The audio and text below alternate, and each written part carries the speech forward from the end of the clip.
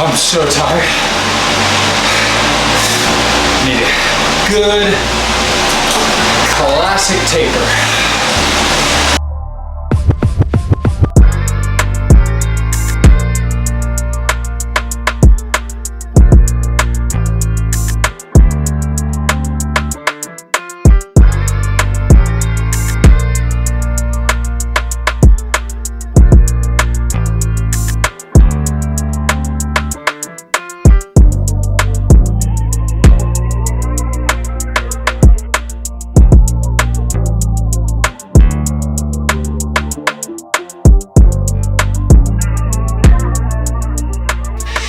Oh, I gotta pack the bike today.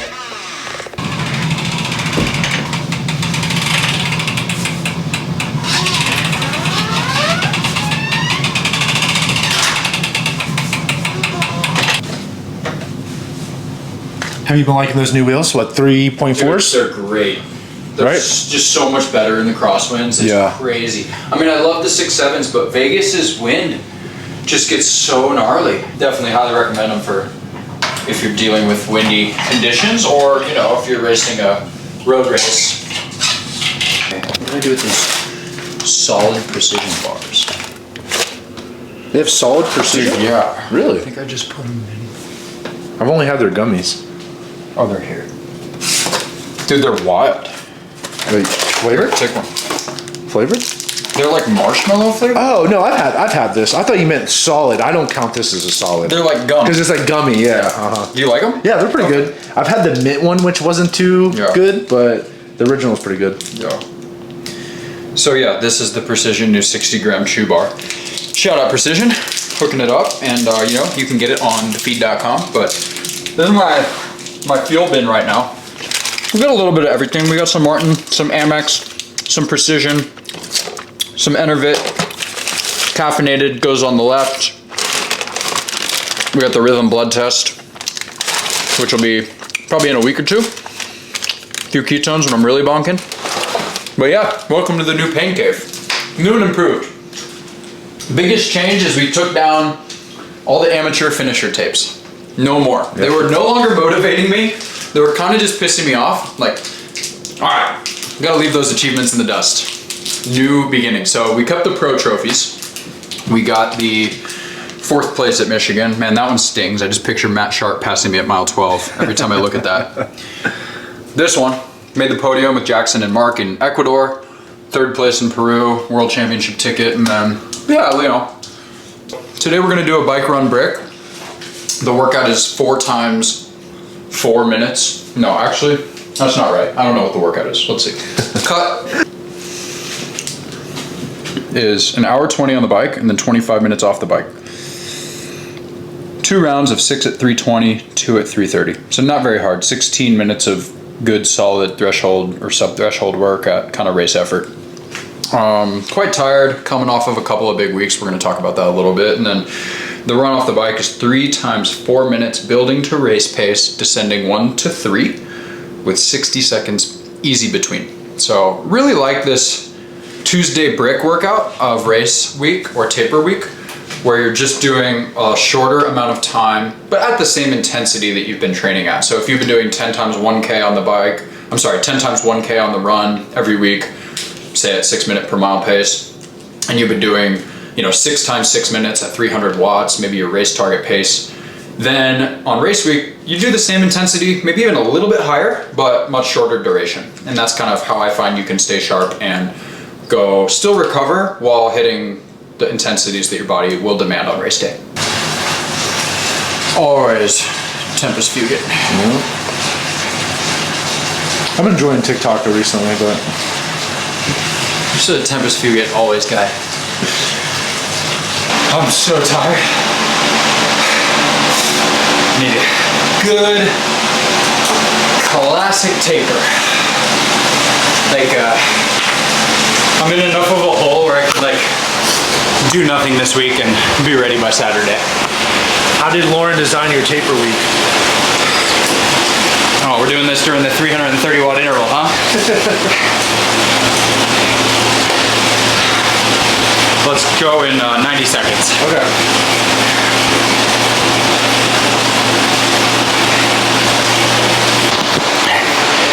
yeah, so Coach and I have been collaborating a lot on the plan lately. You know, we talk every week, and this week was just about pushing the limits of what we can do between St. George and San Francisco. It was a bit unique of a block because, one, it was pretty short. The races are 3 weeks apart, so you really have one recovery week, one big week, and this week, the taper week. So you look at all 20 days, and this is the art of coaching. You say, okay, where do we turn the screws? What needs to be improved? What is actually feasible in that amount of time? And how much risk do we want to take to get fit on race day? And we've learned from experience. We've had some injuries, we've had some setbacks, but we also know that we were coming off of 6 weeks of a lot of inconsistency. And the beginning of the year was great. January through March, really consistent 20-hour weeks, attacking the bike, just starting to build the run, but not doing any speed work because I was coming off of injury from last October at T100. And then race season started. But Oceanside, Peru, St. George, if you've been watching the channel, you know that that period of 6 weeks was super disruptive with 10 flights and sickness and work trip. So St. George to San Francisco, there was no travel, and the goal was just put your head down and bank big sessions. On the run, we wanted to get the volume up with some strength endurance work, but no speed work, because we didn't want to back off the swim or the bike, and there's only so much gains you can make in 2 weeks. So the decision was press forward like we have been on the swim and the bike, and turn the dials on the swim, because escape from Alcatraz, that swim is important, and the swim firepower in T100 is super critical to get at the front of the bike. And so we did some big sets. Last week I swam, I think 23,000 yards with a lot of 600s, a lot of 800s, a lot of threshold work. We did a set of 9 400s, and I was just sitting at like 105, 106, 107 per 100 pace throughout that set. And the run's been great. You saw the LT1 video, and I hit 47 miles last week. So my biggest run volume week in years. And we're gonna run again today. So we're feeling healthy. Fitness is okay. Like I said, we're on the right path, but you know, you don't just go from being in a certain state in April and May and then all of a sudden having a couple good weeks and showing up a completely different athlete in June. So, all right, now I gotta try to keep recording at 3:30. You know, so I would like to think I'm in the best shape of my life, but when you come off a block like this, you know, I never really recovered from St. George. Let's say you're at a gas tank and you started at 10 out of 10 and you race, and the next day, let's say you're a 1 or 2 out of 10. So okay, you have an easy day. Then you're a 3 out of 10. Then you take another easy day, 4 out of 10. Maybe you have one more, maybe a third or fourth easy day. So you get to like gas tank 6 out of 10. Guess what? That's enough gas to start training hard. So you start training hard, and then you go from a 6 out of 10 to a 5 out of 10 to a 5 out of 10 to a 6 out of 10 to a 4 out of 10 after a really hard session. And then, you know, you never really want to, especially that close to a race and coming off of injury, you don't want to be absolutely so smashed that you start failing sessions or you have to take days off. That comes when you're 2 out of 10, 3 out of 10, overtraining, underfueling, not sleeping enough. And so I would say I've done a good job of staying at the 4 or 5 out of 10 throughout this block. And today we're at a 5 out of 10. Yesterday we were hurting. I was the bottom of the block after a really hard brick on Saturday where I was in a hole, or just a little baby hole. And I still was able to power through and on pretty bad legs, get through 4 times 15 minutes at 3:20, and then a good 50-minute 7-mile run uphill off the bike at like 6:30, 6:40 pace comfortably, with 1.3 millimole lactate on the treadmill. So the uphill treadmill running, along with that LT1 running you saw in the last video, I think there's something to that for me. My aerobic base is so much stronger swimming and biking than it is running. And I always think there's also something to be said for just working a brand new stimulus that has been neglected. Whether that's, hey, you're an athlete for the last year or two, you've done very little high-end VO2 max work, like you might see some performance improvement if you start throwing that in. Or, hey, you've been training too hard for too long, try some easy 5-hour rides.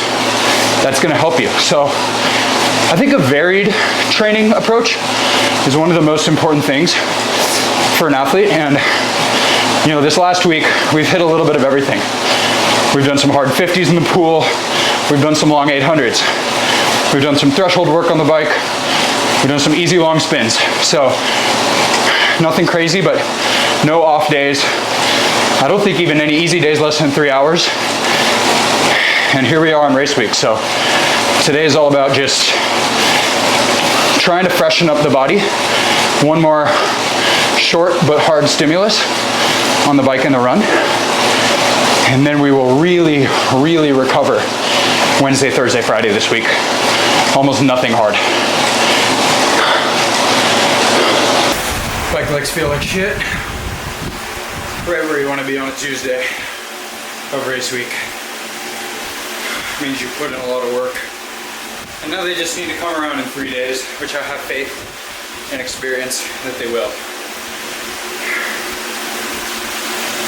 Swimming. Is this dude on the beach? You I just got to know my food that someone's got to train for raw. You throwing down fall?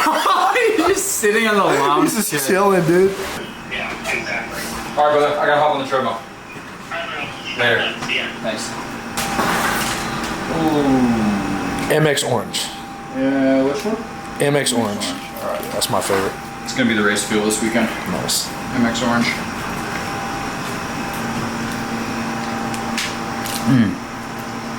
They go down so easy. I know.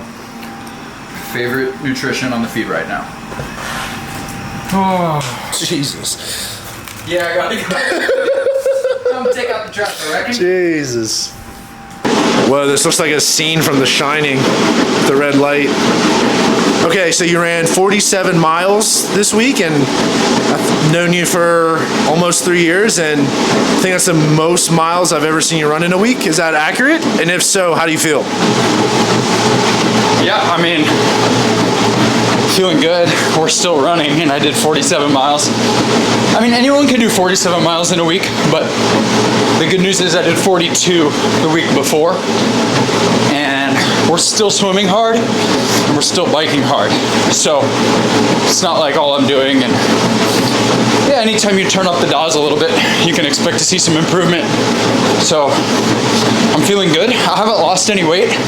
I'm still 162 pounds, so feeling like absolutely crazy throughout all this training, because in the past I've tried to lose a couple of pounds here and there and I just get injured. So big part of recovery obviously is sleep, and I've also been really focusing on that. I literally went to bed at 8 p.m. last night and I didn't set an alarm. Woke up at 6:30, slept like over 10 hours.